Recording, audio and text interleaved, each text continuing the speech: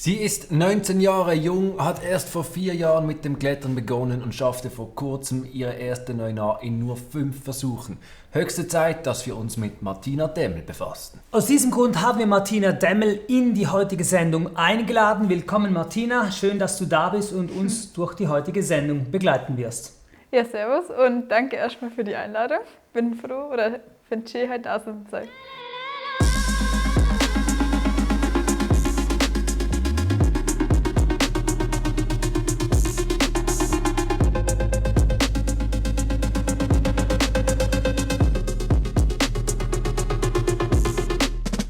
Gestern waren wir mit Martina am Fels, wir sind klettern gegangen im Voralpsee, wir haben einen super Tag verbracht, dazu später mehr. Damit eben diese Sendung ein bisschen Abwechslung erhält, haben wir uns überlegt, wir haben jetzt nicht nur Martina zu Gast, sondern wir integrieren sie aktiv in die Sendung. Sie wird also auch mitmoderieren mit uns. Martina, bist du ready?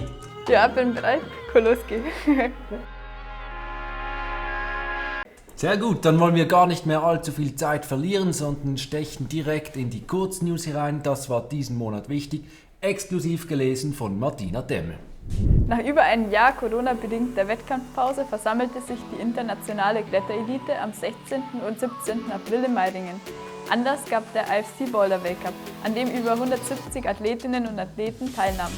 Angereist sind sie unter anderem aus Japan, Slowenien, USA, Frankreich, Italien und Israel. Natürlich waren die Schweiz, Deutschland und Österreich ebenfalls mit von der Partie. Trotz fehlender Zuschauer war die Stimmung genial. Well, it was amazing to compete, and even though there are, let's say, no spectators, the competitors themselves and the MC made such amazing vibes. Dominiert wurden die beiden Wettkampftage von Adam Ondra und Janja Gamret. Janja flashte fast jeden Boulder und war damit eine Liga für sich. Der 21-jährige Schotte Will Bosey stößt zum Kreis der wenigen 9B-Plus-Kletterer. Rund ein Jahr nach seiner Begehung der 9B-Route de la Capella gelingt ihm nun die noch schwierigere Linie nebenan. Er tauft die Erstbegehung King Capella und schlägt 9B-Plus vor. Sollte der Grad bestätigt werden, so dürfte die Linie zu den schwierigsten der Welt gehören. Und Will Bosey wäre der 6. Mensch, der den Grad 9B-Plus schafft.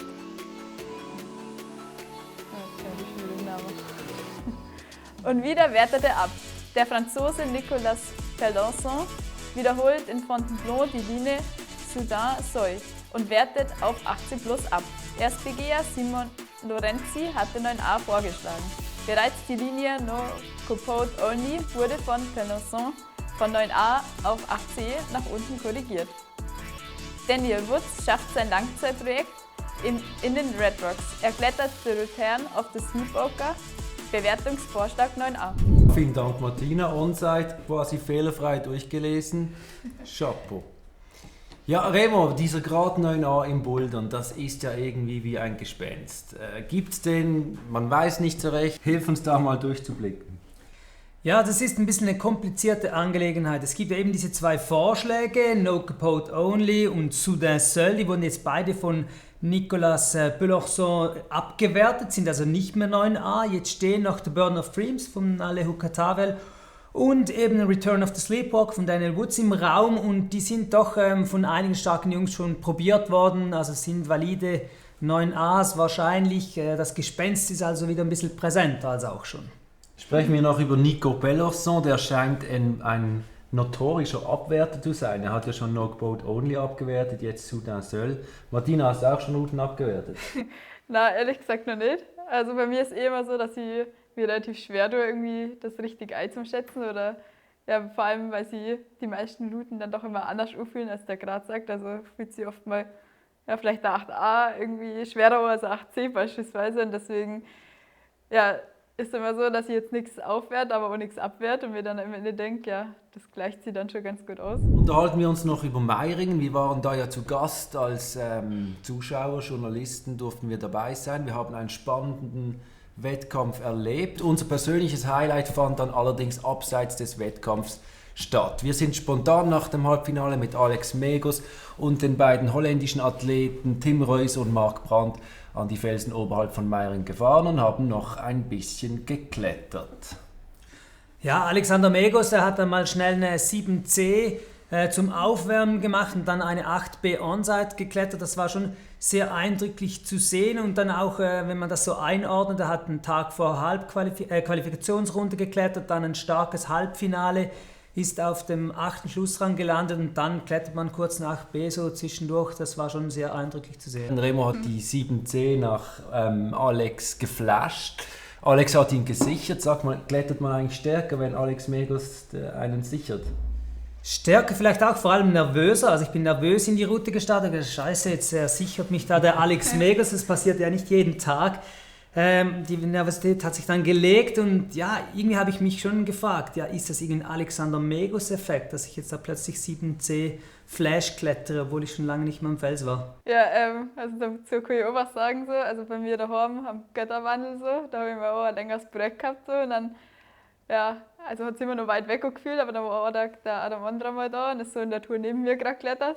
Und dann ist auf einmal gleich am ersten Versuch von dem Tag gegangen. Also irgendwie, ja, kann man dann doch noch so ein bisschen mehr irgendwie Kräfte mobilisieren, da, wenn da irgendjemand unten steht. Ja, jetzt haben wir gerade von Megos gesprochen. An dieser Stelle müssen wir nochmals das Hauptthema von unserer letzten Sendung aufnehmen. Ihr erinnert euch unseren April-Scherz, den wir uns zusammen mit Alex Megos geleistet hatten. Sehr gut. Eben, ich erzähle dir kurz unseren Scherz, den wir uns überlegt haben. Also ich habe es ja umrissen. Und wir behaupten jetzt einfach das Plateau von Zeus, das ist ja schon perfekt so. Da bauen die jetzt so große Teleskope oben drauf und das Ganze wird dann zum Sperrgebiet. Okay, ich glaube, das könnten vielleicht sogar Leute abkaufen erstmal, ne? Ja, hoffentlich. Zeus geht es gut und die ESA forscht auch nicht, wie lange die Sonne noch scheint. Martina, bist du auf unseren 1. April-Scherz reingefallen? Ja, richtig reingetappt. Sehr gut. Also habt ihr echt richtig gut gemacht und war mit Abstand der beste April-Scherz. Es sind uns einige Leute auf den Leim gegangen, aber eben nicht alle fanden es lustig. Wir müssen das schon auch ein bisschen selbstkritisch noch rückbetrachten. Im UK Climbing Forum zum Beispiel, da haben es die Briten nicht so lustig gefunden, unseren Scherz. Sie fanden es geschmacklos, war so der Tenor da. Wir nehmen das natürlich zur Kenntnis. Andere Leute haben uns ziemlich unvermittelt beschimpft, wir würden unter Vorwand falscher Tatsachen Personendaten erheben, eben mit der Petition. Das hier zum Beispiel, you fucking idiots. Ja, das sind direkte Worte, Remo. Ja, das ist eine ziemlich böse Unterstellung, dass wir jetzt hier Daten sammeln wollten mit dieser Petition. Wir können euch versichern, es ging uns nie, aber wirklich gar nie darum, an eure Daten heranzugelangen.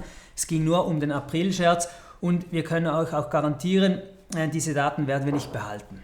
Ja, was wir jetzt machen, wir müssen ja noch einen Gewinner küren, nicht wahr? Genau, der Alex Megos hat ja versprochen, aus diesen Personen, die die Petition unterzeichnet haben, wählen wir einen Gewinner, eine Gewinnerin aus und die Person kriegt ein unterzeichnetes Carrots for Power T-Shirt von Alexander Megos. Ich würde sagen, wir gehen mal raus. Du hast eine Idee, Dominik, wie wir den Gewinner auswählen? Martina, bist du gut im Dartpfeile werfen?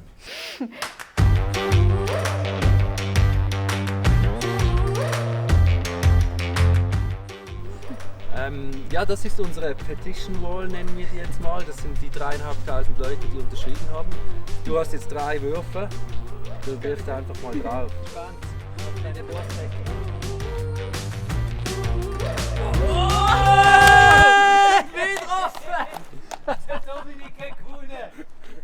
Oder? Da steht mein Name.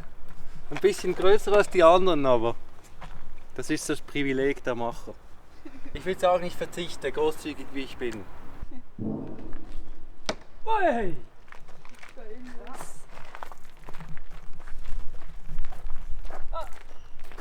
Arthur Gentes. Franzose. Straßburg. Das passt ja gut, wenn es süß war. Genau. Damit hätten wir einen Gewinner. Arthur Chant ist der Gewinner von Martina erkoren. Du darfst dich freuen auf ein Paket von uns oder von Alex Megos. Wir haben ja deine Adresse. Nein, die Daten haben wir gelöscht. Scheiße. Ja, stimmt das. Ja. Nun zum Fokusthema dieser Sendung, nämlich zu dir, Martina. Der Dominik, der hat einen kleinen Einspieler vorbereitet zu deiner Person. Schauen wir uns das doch mal an. Aufgewachsen ist die 19-jährige Martina Demmel in Böbing, einem Dorf südlich von München. Schon früh mit den Eltern in den Bergen unterwegs, entdeckte sie zuerst im Skifahren ihre große Leidenschaft. Sie betrieb es bis ins Alter von 15 Jahren auch leistungssportlich. Mit 16 entdeckte sie das Klettern und entfaltete sich in kürzester Zeit zur absoluten Top-Kletterin. Die nackten Zahlen sprechen für sich. In Oliana schaffte sie vor kurzem 8B plus Onside, 8C im zweiten Versuch, 8C plus im dritten und 9A im fünften Versuch. Im Jahr 2020 kletterte sie 842 Routen, davon 201 schwieriger als 8A. Ihren Erfolg bemisst Martina aber weniger in den Zahlen und Graden, sondern in der Erkenntnis, was wirklich wichtig ist im Leben und was man wertschätzen sollte. Ja, Martina, wichtig im Leben. Was ist dir denn wichtig im Leben, wenn nicht das Klettern und die Gerade? Ja, also das Klettern an sich ist natürlich ziemlich hoch, oder weil man einfach so viel Zeit damit verbringt. Aber ich glaube, so alles, was mit dem Klettern mitkommt und was so sich drumherum abspielt, das ist am Ende dann viel wichtiger und was wirklich zählt. Also ja, dass man einfach viele Erfahrungen mitnimmt und viele gute Erlebnisse hat. Und ja, das sagt man zwar immer so, aber am Ende ist wirklich so, dass man Spaß bei der Sache hat und wirklich das macht, wo man drauf Lust hat. So. Und am Ende auch, dass man viele Leute kennenlernen darf und viele neue Orte sieht. Also. Du warst ja jetzt vor allem im letzten Jahr, aber auch schon wieder in diesem Jahr sehr viel unterwegs und hast einen regelrechten Senkrechtstart hingelegt. Wie erklärst du dir diesen kometenhaften Aufstieg quasi, was die Schwierigkeitsgrade auch anbelangt? Ja, ich glaube, für mich selber fühlt es sich dann gar nicht so unbedingt an, weil ich habe selber so mitgekriegt, wie es langsam so bergauf gibt. Es ja, glaube ich, Tiefpunkte zwischendurch auch mal. Also ist nur so das, was man von außen sieht, dass es so steil bergauf geht, sage ich mal. Und ich glaube einfach, dass ich von Anfang an eher mal probiert habe, so breit aufgestellt zu sein, dass ich nicht so richtig irgendwelche Schwächen gehabt habe so in die Richtung und einfach viel verschiedene Touren geklettert bin, dann so gute Bandbreite gehabt habe und ja, einfach auch in neue Touren schneller irgendwie gute Lösungen gefunden habe und die natürlich dann auch schneller gegangen sind. Wie muss man sich das vorstellen, die Martina vor 4 Jahren, als sie zu klettern begonnen hat? Hast du einfach da schon mit 7A angefangen oder hast du wie jeder Anfänger schon so im 5er-Bereich deine Mühen gehabt? Ja, also ich glaube, ich war da genau wie jeder andere, der mit dem Klettern anfängt auch. Überhaupt keine Kraft gehabt. Also bei mir vielleicht nur, ich war immer schon ziemlich beweglich, also ich habe schon immer einen Spagat kennen so. Deswegen bin ich am Anfang hauptsächlich immer irgendwelche so Verschneidungen, habe mich da hochgespreizt oder bin irgendwelche Platten geklettert. Also am Face gibt es auch ein paar Bilder, wo ich einfach nur im Spagat immer irgendwo da stehe, so gefühlt. Ja, und dann hat so mit der Zeit ist die Kraft dann auch so ein bisschen gekommen. Und ja, ich glaube, das hat mir halt auch ein bisschen geholfen, weil ich dann eher erstmal auf meine Füße geschaut habe und ja, so kurz Bewegungsgefühl gekriegt habe. So. Und ja, dann mit der Zeit ist die Kraft automatisch gekommen. Allerdings, das haben wir gestern gesehen. Martina, du kletterst jetzt seit 4 Jahren, eben schon sehr schwierig. Die Medien stürzen sich so auf diese Fakten. Die junge Frau, seit 4 Jahren klettert sie schon im 5. Versuch 9A. Ist das ein bisschen nervig auch, dass du auf so diese Zahlen reduziert wirst teilweise? Ja, also erstmal klar schon, weil es halt jetzt, also es steht einfach im Vordergrund, weil das ist das Einzige, wo sie einem so drum messen können. Also weil die Zahlen das einfach so, da kann man einstufen so ungefähr. Aber ja, ein bisschen bin ich natürlich auch stolz drauf oder freue mich drüber so.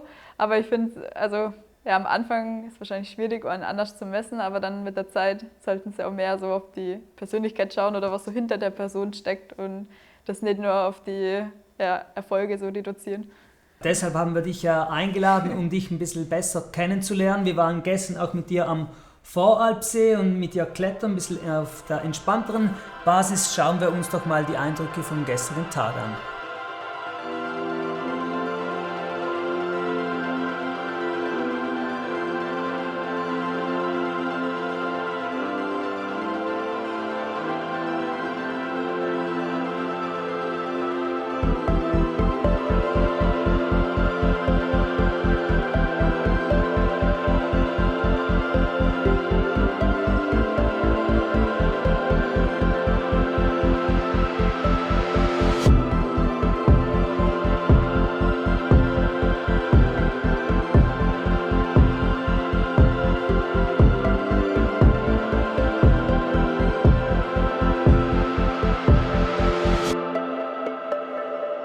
Bei mir ist es eher immer so, dass ich so in letzter Sekunde erstmal entscheide, wo ich überhaupt reingehe.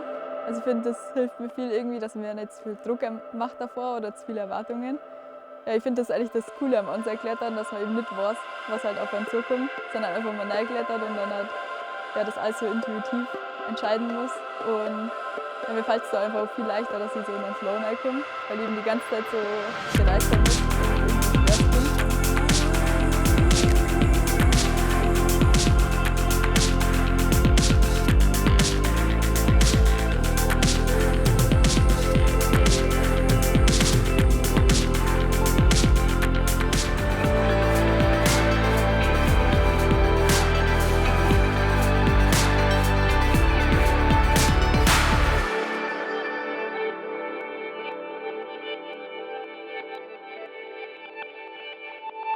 Das war eben gestern. Martina am Voralpsee, du hast ordentlich Gas gegeben. Du hast eine 7C Onside geklettert, dann 7C plus nochmals Onside und 2x8A im zweiten Versuch.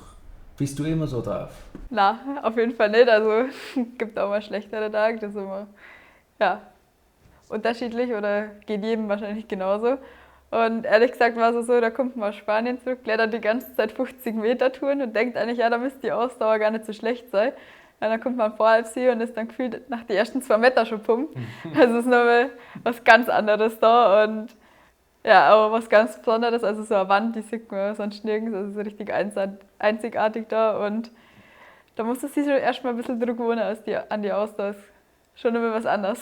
Ja, Martina, du warst jetzt immer sehr viel am Fels. Letztes Jahr eben haben wir gehört, 840 Tage nicht. Routen hast du geklettert, warst sehr viele Tage am Fels. Du bist so im Alter, wo man Entscheidungen fällen muss, wo die Reise hingehen soll. Was sind da so die Wege und Optionen, die du hast? Oder? Ja, das ist alles noch so ein bisschen offen gerade. Also an sich habe ich vor 2 Jahren Schule fertig gemacht so, und ja, da war erstmal die Überlegung, dass ich mal ein Jahr frei mache so, und ein bisschen rumreisen gehe. Natürlich ist es jetzt nicht so weit weggegangen, weil es nicht möglich war, aber ich habe das Beste draus gemacht so, und habe viel Zeit am Fels genossen. So. Und ja, seit dem Jahr bin ich jetzt auch im Nationalkader und will mal so ein bisschen in das Wettkampfgeschehen reinschnuppern, wie mir das so gefällt. Und genau, da eventuell auch ein bisschen mehr, aber zwischendurch natürlich viel am Fels.